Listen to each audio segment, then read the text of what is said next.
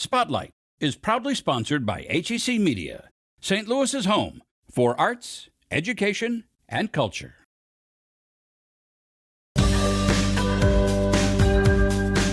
It is the holiday for creativity. This show helps the community embrace the spookiness of our area. There's a lot of play between sanity and madness.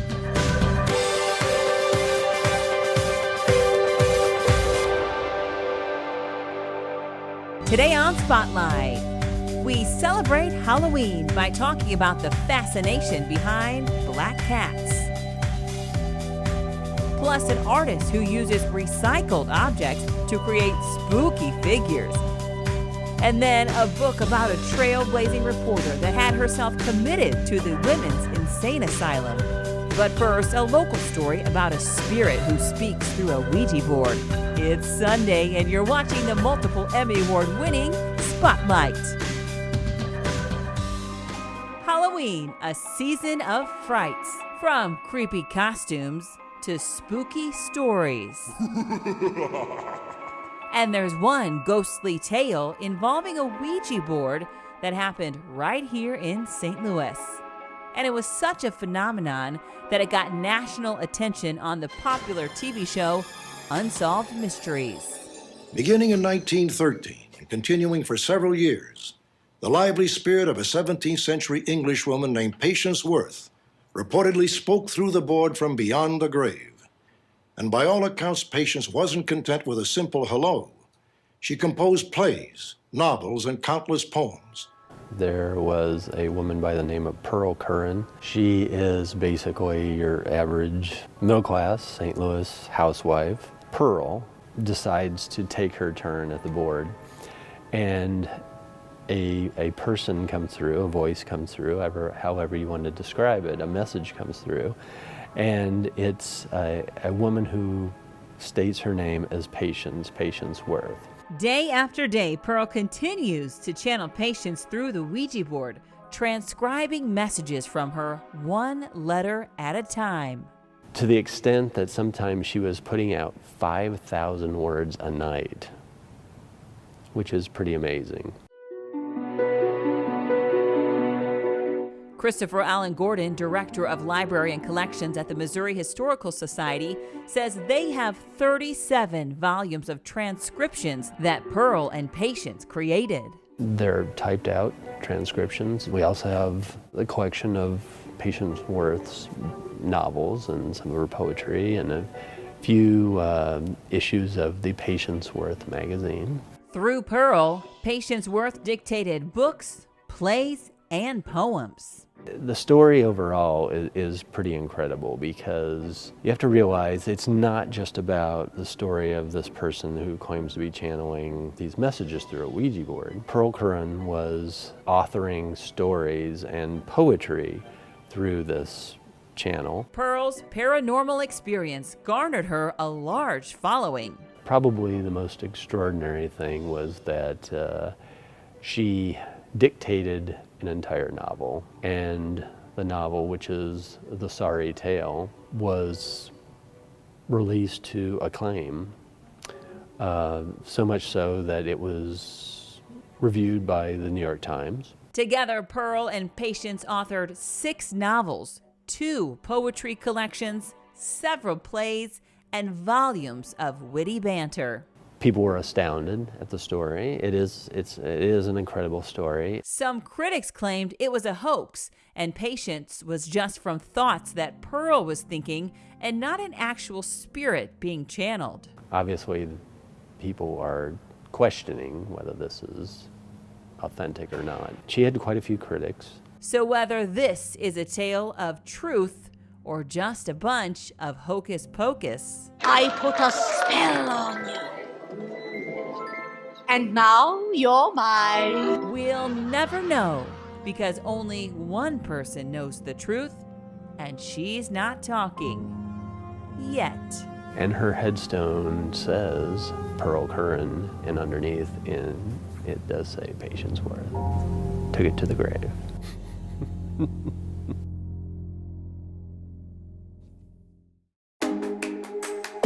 HEC Media, recognized, celebrated, honored time and again for excellence in the industry.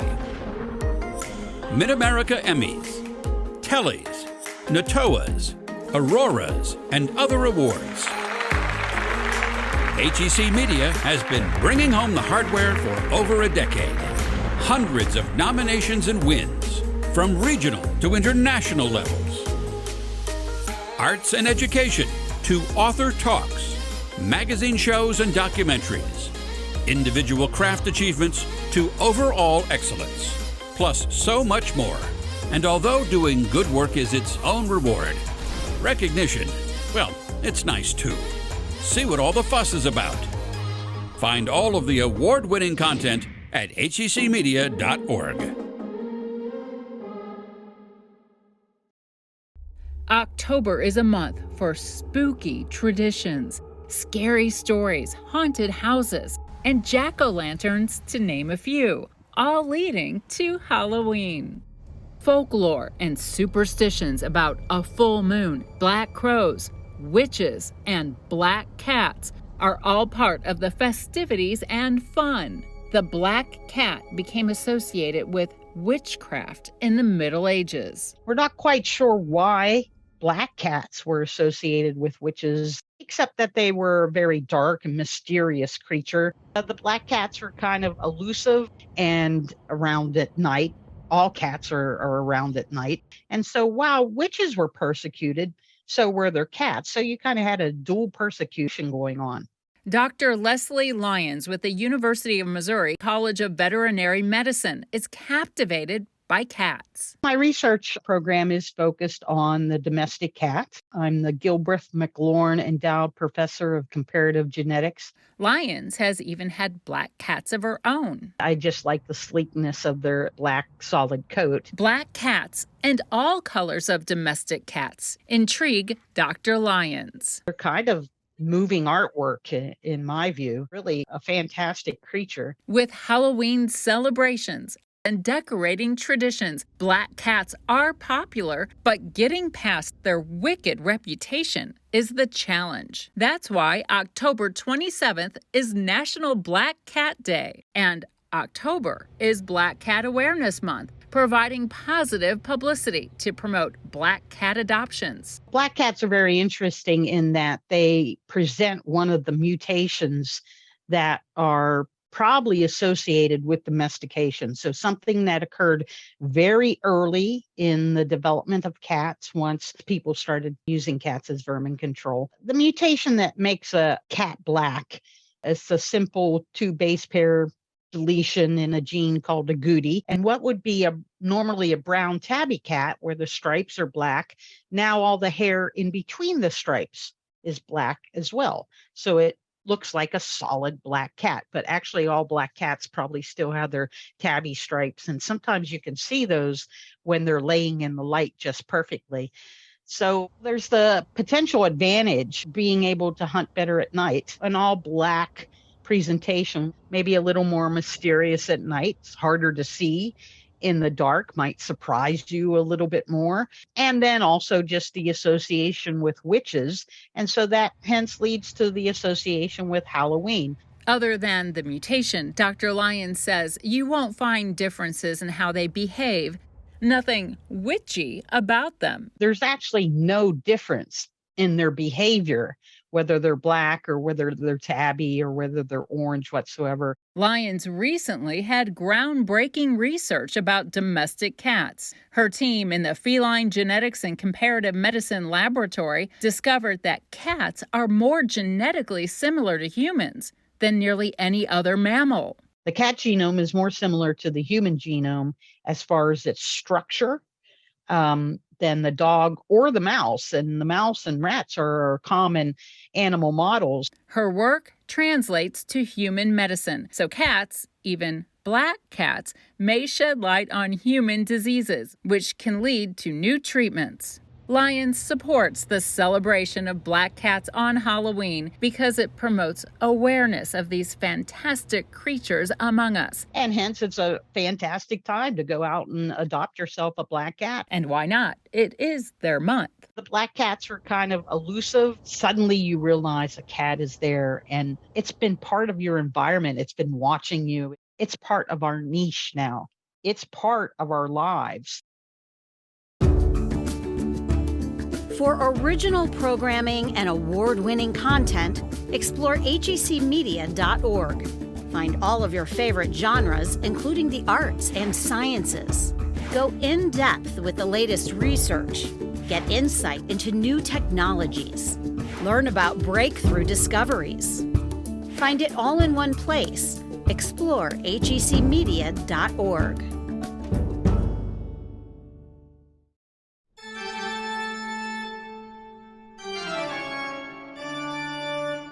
Hi, I'm Nikki Leeper. I am an artist of any and all mediums that I can get my hands on, but predominantly I like to use recycled and found objects to sort of cobble together different creations. Well, I came out of the womb holding a paintbrush. My dad is also an artist of a very similar bent. He is a stop motion fabricator and animator. So I grew up with art supplies and all kinds of like crazy, weird, random inspiration. I've always, like from a very, very young age, made art, knew I loved making art, got a lot of support and encouragement. Always kind of knew what I wanted to do.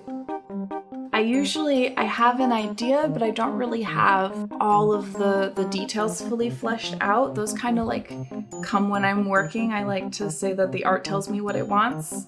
So with these are my kitchen witches, which are a Norwegian tradition. And so my idea for these specifically was to use the wine bottles to create a figure like I have been, but then I wanted them to be able to open so that you could keep all of your little kitchen odds and ends in there, keep them nice and safe. Their faces are made from a paper clay that I make myself out of junk mail.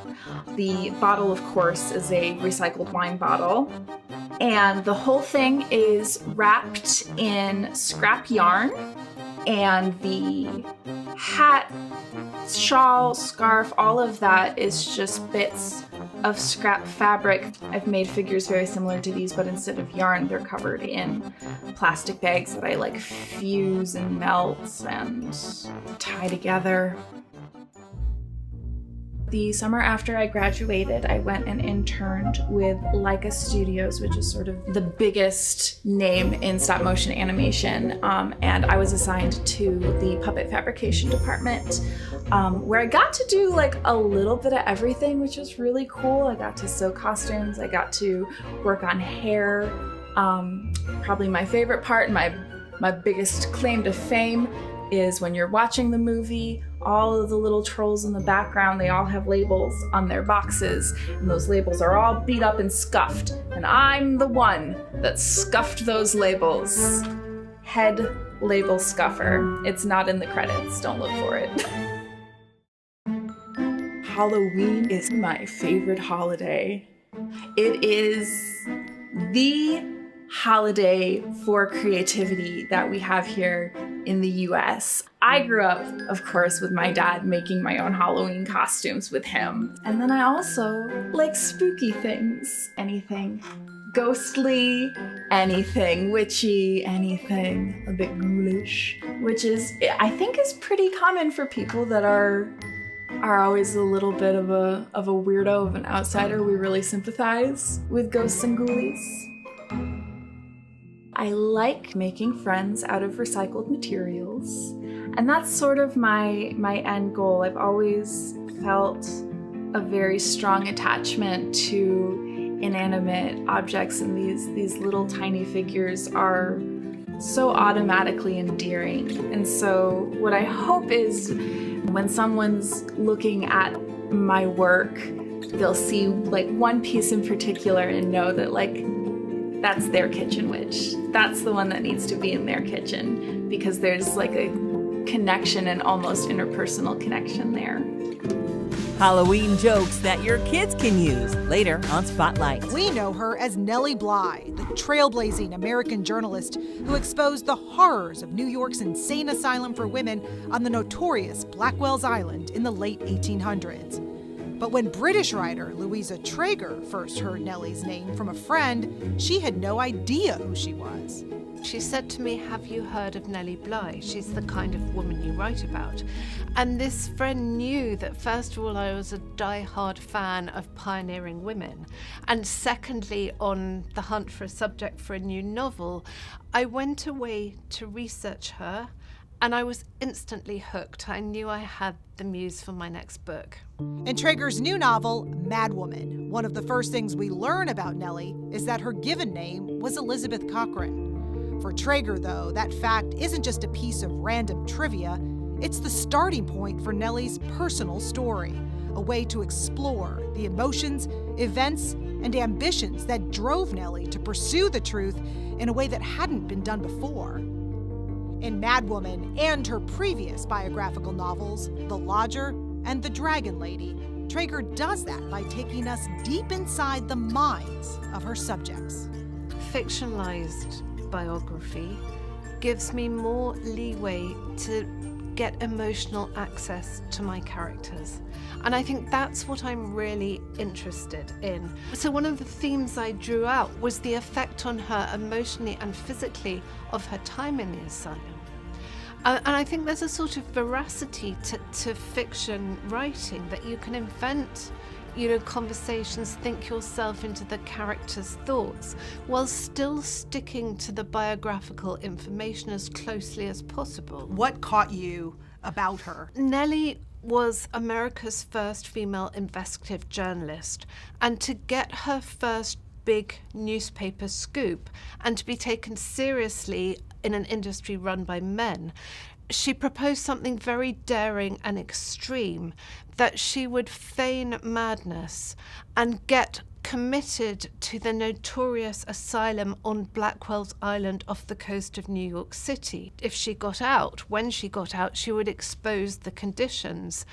And what really caught my imagination was wondering what kind of a person could do this, especially at the end of the 19th century, when women were supposed to be reticent and ladylike.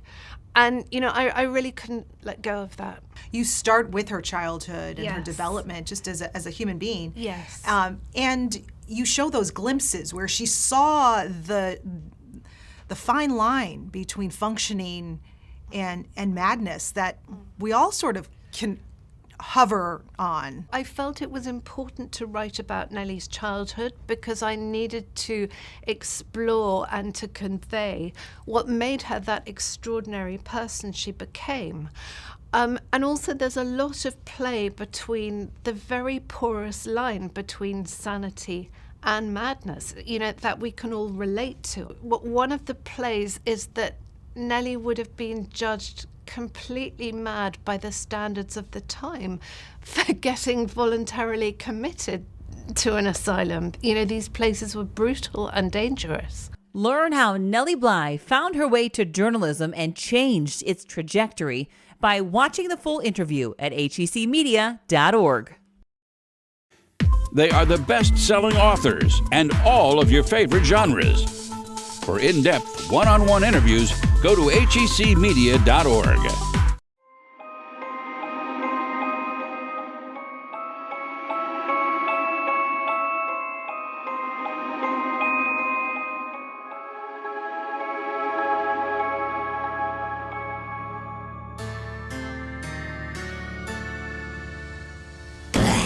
We're here at Jacoby Arts Center in Alton, Illinois for our Phantasmagoria Halloween showcase. Alton is quite the haunted town and we love Halloween here. So Jacoby Arts Center likes to celebrate that part of Alton by putting on a show like this for Halloween. We also have a wonderful traditional Halloween parade that goes right past our front windows on October 31st, and we have a big party for Halloween. We have 26 different local artists on display here for this showcase, about 70 different pieces. We had a great turnout for this exhibit. A wide variety of pieces from 3D to 2D, a lot of different materials and mediums. You will see all different types of images, creepy dolls, spooky ghosts and skeletons, and mirrors that reflect back to you an additional face. All kinds of spooky themed artwork for Halloween. Jacoby Art Center is here to enrich lives through art. One of the ways we do that is to engage local artists and allow them a place to showcase their artwork. Since Alton is such a haunted, spooky town, this show helps the community embrace the spookiness of our area. A lot of these artists don't get a chance to exhibit their work because they enjoy the more spooky and creepy and macabre work. This gives them a platform, but also engages the community in something that we love so much and identify with as a community. Even if you've never been to an art gallery before, this is a fun way to explore what local art is here. Everyone's welcome here, show up as you are. Every first Friday, we have a show from 6 to 8. Everyone's welcome. Phantasmagoria 5 is on exhibit until November 5th.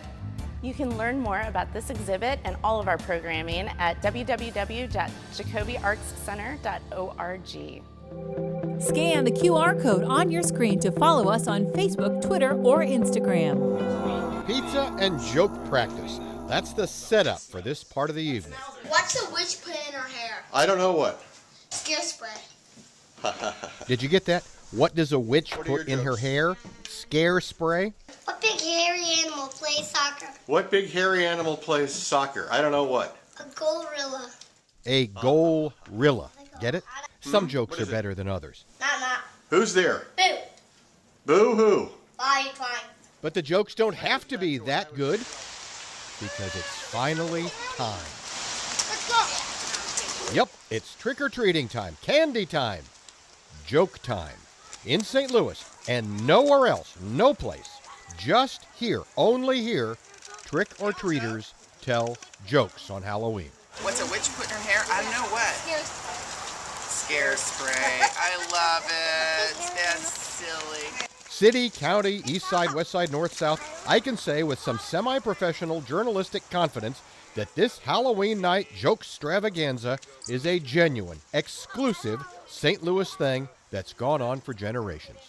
What's that? Scare spray. Oh, that's a good one. Every Halloween around here, we insist on turning every trick-or-treater into an aspiring henny young man or henny young woman. Not.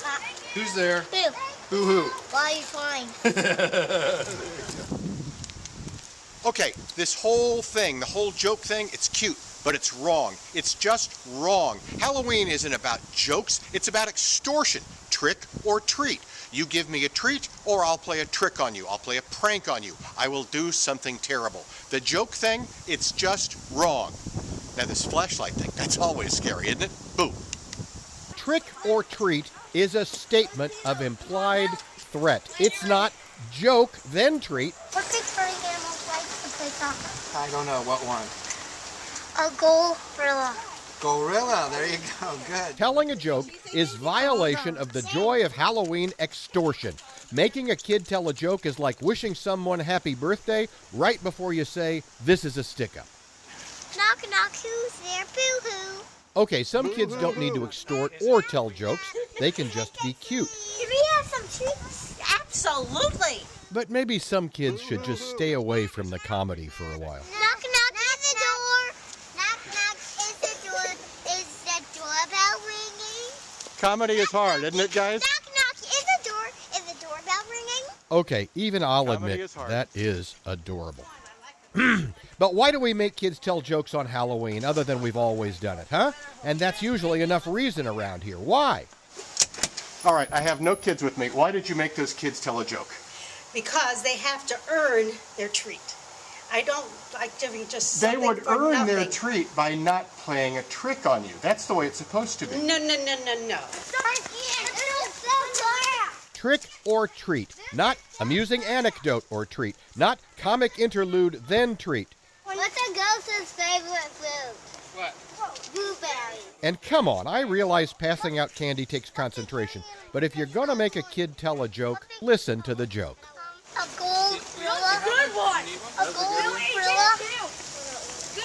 A gold gorilla.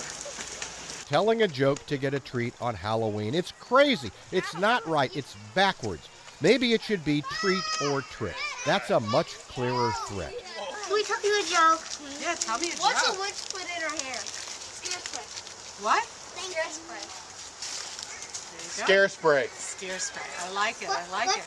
Well, I sigh. Thanks for the editorial rant. But this whole joke thing, it's nuts. It's not right. It's Scare spray. Good one. Happy Halloween. It's a St. Louis thing. Looking for videos to use in homeschool, classroom, or hybrid learning settings? Need them aligned to standards, lesson plans, or activity ideas? We've got them at educate.today. Yes, sir, that's my baby. No, sir, I don't need maybe. Yes, sir, that's my baby now. Yes, ma'am, we decided. No, ma'am, we ain't gonna hide it. Yes, ma'am, you're invited now. By the way,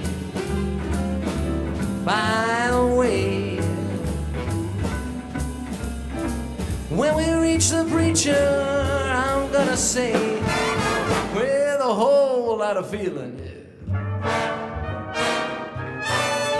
Oh, yes, sir, that's my baby. No, sir, I don't need maybe. Yes, sir, that's my baby now.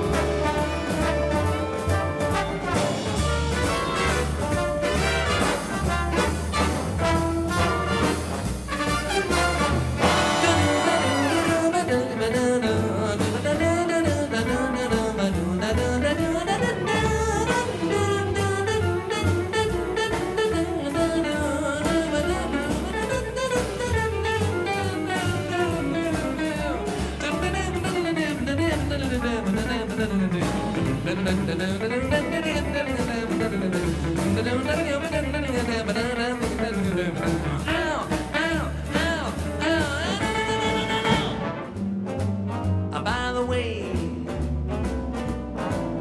when we reach the preacher, I'm gonna say the whole lot of feeling. Yes, sir, that's my baby. No, sir, no need maybe. Yes, sir, that's my baby. That's my baby now.